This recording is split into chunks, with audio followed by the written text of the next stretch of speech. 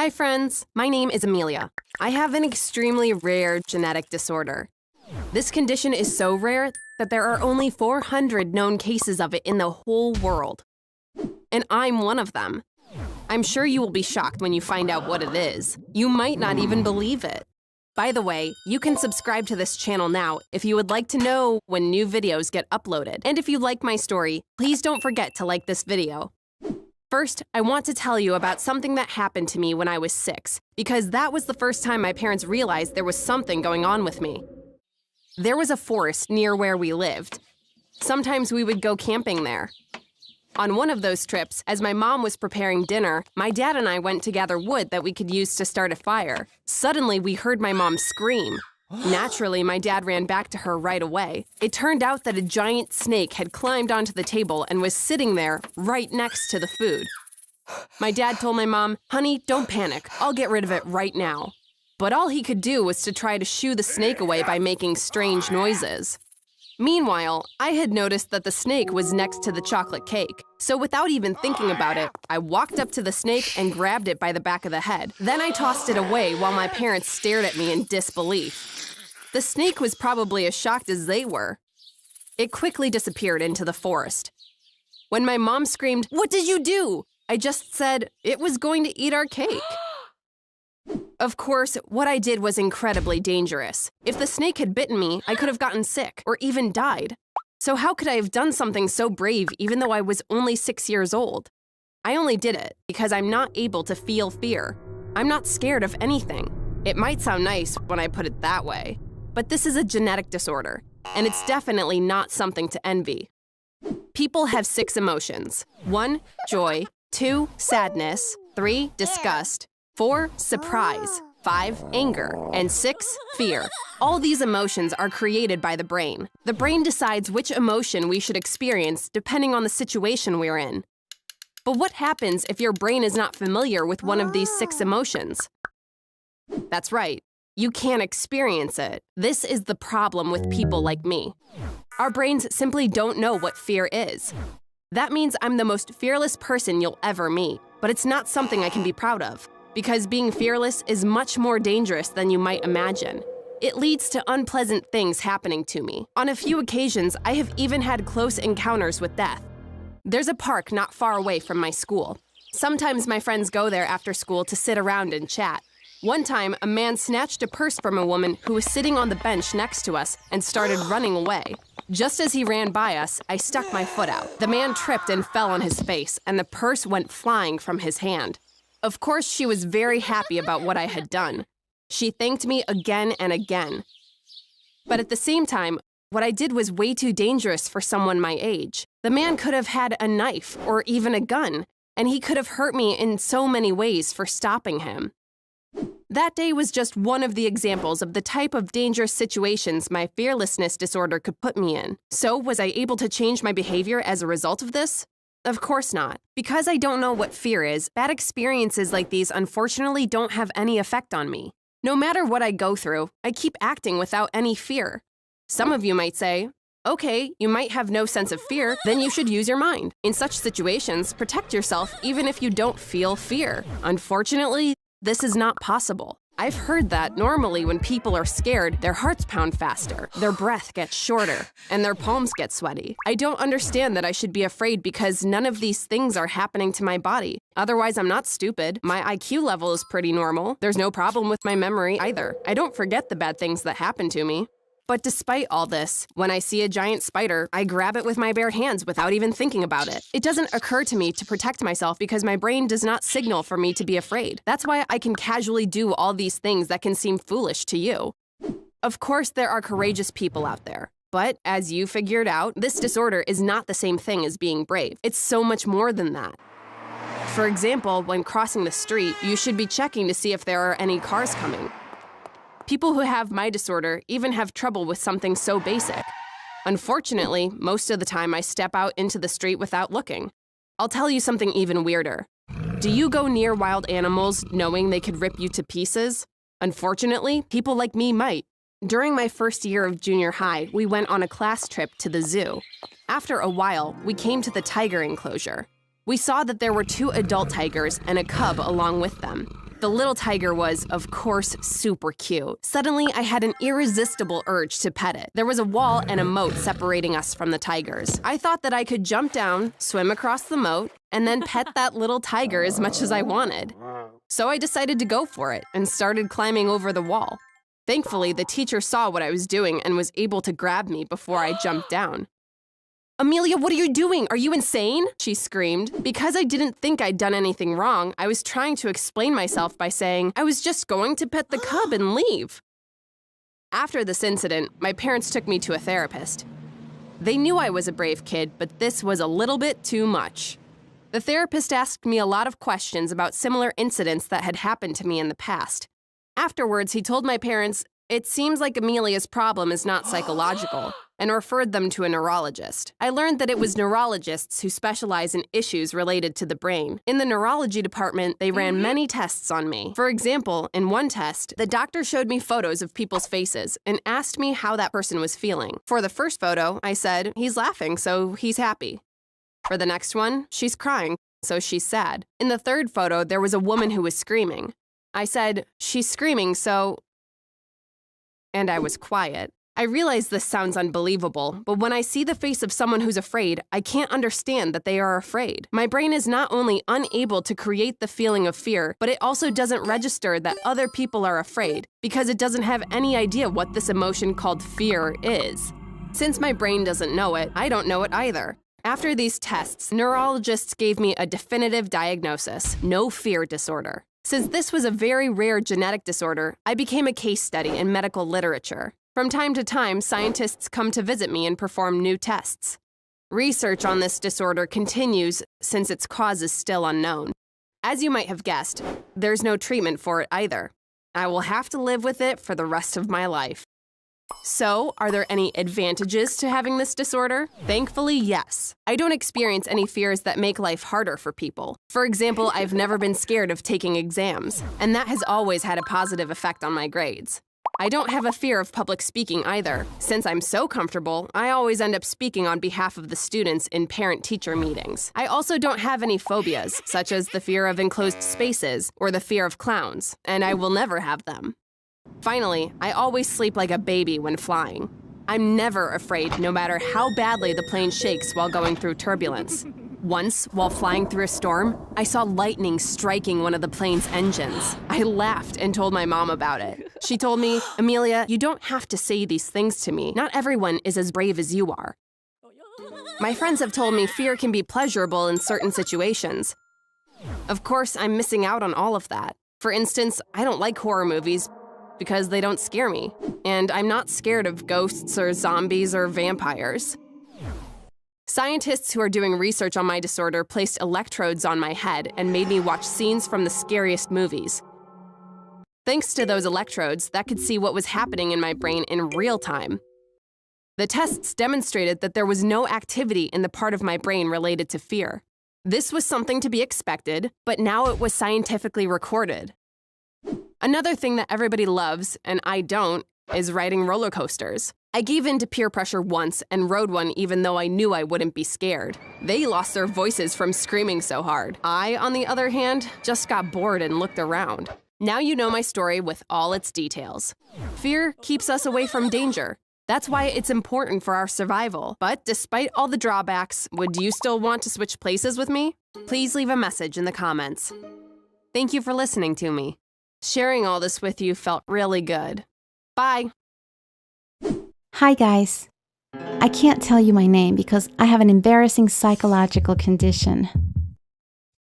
It's not something that I can control and my therapy is still continuing. So I don't want to reveal who I am. Guys, I'm a compulsive liar. Like I said, this is a psychological condition. Doctors also call it pathological lying, which means from a doctor's perspective, I'm sick. I know it sounds horrible, but my sickness is lying. What does being a compulsive liar mean? Why is this even a condition? But more importantly, is there treatment for it? For those who don't know, I'll try to answer these questions with examples. I'll also tell you about my biggest lie soon. When that lie came out, my parents found out that I had the condition and I started getting treatment. Usually, people lie when they need to. Everybody lies. Let's think about the simplest example. You're a kid. You're playing ball with your little sister. You accidentally break your mom's favorite vase. Your mom comes in from the kitchen when she hears the noise. She's angry and asks, "Who did this?" You get scared of being punished and you point to your sister.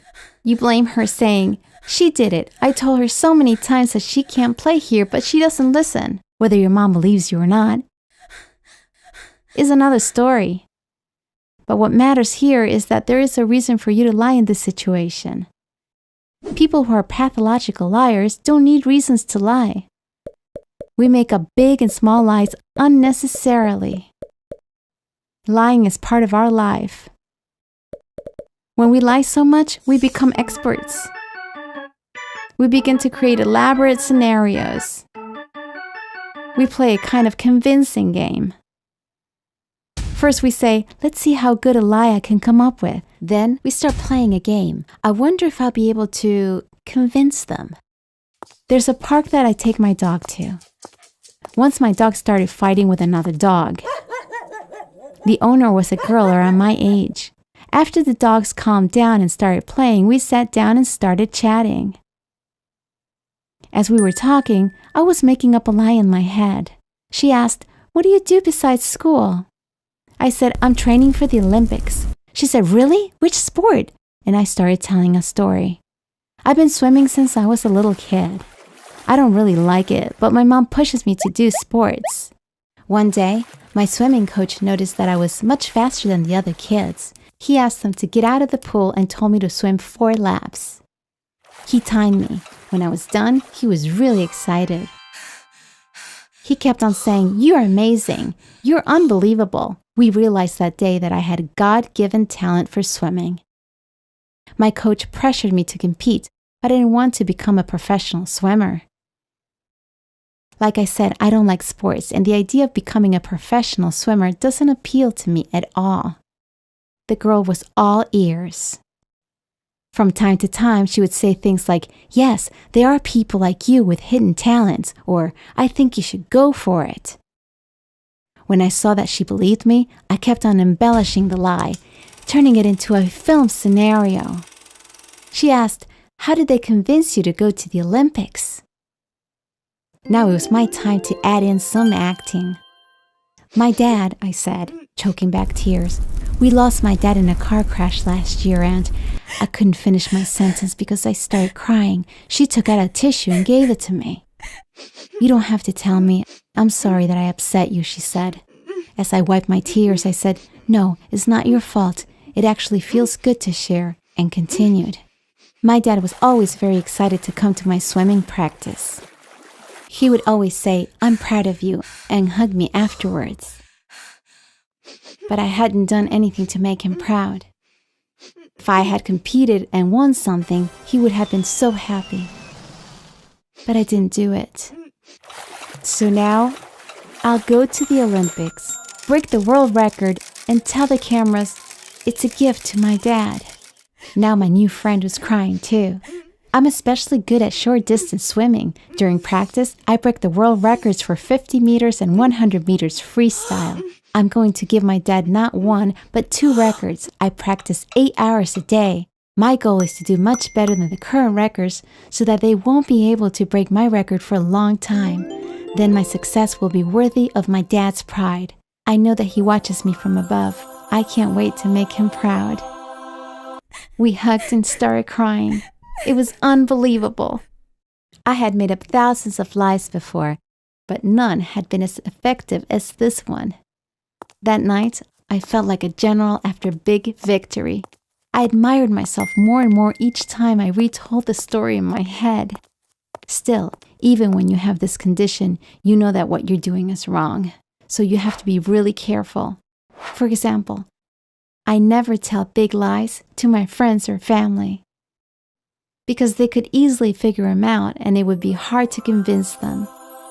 But, as I've shown you, you can easily convince someone you've just met or someone you'll never see again of pretty much anything. I broke my rule of not lying to friends and family once, and that's how my parents learned about my condition. Now, I'm going to tell you about that lie. One weekend, I was going to a friend's birthday party in a different part of the city. As I was checking the map on my phone, I bumped into a man. He was big, with a bald head and a beard. He looked me up and down. I apologized and continued walking. When I looked back, I saw that he was following me. Or at least I thought he was, until he turned to another street. I guess he just needed to go in the same direction. As I was approaching my friend's house, I had an idea. What could possibly happen if I lied to my close friends once about a man I'll never see again? It would make this party unforgettable for me and my friends. Or so I thought. I started acting out the lie right then. I turned off my phone and threw it into a trash can with my bag. That way, I would get a new phone too. When I arrived at my friend's house, I could barely breathe and I was crying at the same time. As I walked in, everybody just gathered around me, forgetting about the party. I started telling my story with no shame. I was walking, looking at the map on my phone. Suddenly, a man just appeared in front of me. He told me to give him my phone and my bag. Before I could do anything, he grabbed my bag. As I was giving him my phone, he took hold of my wrist and asked me how old I was. I started crying like crazy. He started dragging me. Just then, someone from inside one of the apartments yelled, "Let her go! I'm calling the police!" And he freaked out. So I started running without looking back. I owe that woman my life. But my phone and my bag were stolen. My goal was to get all the attention and then enjoy the party. But then things took an unexpected turn. I didn't know that my friend's dad was a high-level policeman. He came home right away when he heard about what happened. He apologized to me several times. He said that it was unforgivable that a guest should experience such a thing. We went to the police station together. They took my statement. Then an artist came in and made a sketch based on my description. I regret not describing someone else. Like an idiot, I described the bald man who I thought followed me. A week later, my friend's dad came to our house and took me and my parents back to the police station. They had caught him. They took us into a room. We could see the man through a two-way mirror. "Is this the man who robbed you?" they asked. Yes, it really was the same guy. They said he got out of prison last year and has a record of similar crimes. He hasn't done anything since he got out, but these kinds of men never learn. Apparently, he went back to his old ways. The police were sure that they got the right guy. It was obvious that I was just there as a formality. I was shaking with fear. I never thought it would come to this. I didn't know what to do. If I said, yes, it's him, I was going to be responsible for an innocent man going to prison. I had described him so well that he looked exactly the same as the person in the sketch. They were so alike that I couldn't say it's not him. Suddenly, I started crying. My mom hugged me. I was blabbering. I lied. I lied again. Everybody in the room looked at me in shock. I confessed that I had lied, feeling like I was in a trance. I don't think I'll ever be so ashamed in my life again. When we came back home, my parents were so sad. Their only daughter was the liar, but they didn't get angry with me because they knew I didn't have bad intentions. Like I said, they were just really sad. They made me an appointment with a psychiatrist. In the first session, I tried telling everything honestly. Then the doctor told me and my parents what kind of therapy I was going to have. Apparently, it was going to be a difficult process that would include both medication and therapy. We don't know how long it will last. Apparently, the success of the treatment depends on how eager I am. I really want to be cured of this condition, and I'm going to succeed, no matter what. Thanks for listening to me. If you want to tell your story, send it to the email address in the info section. Bye.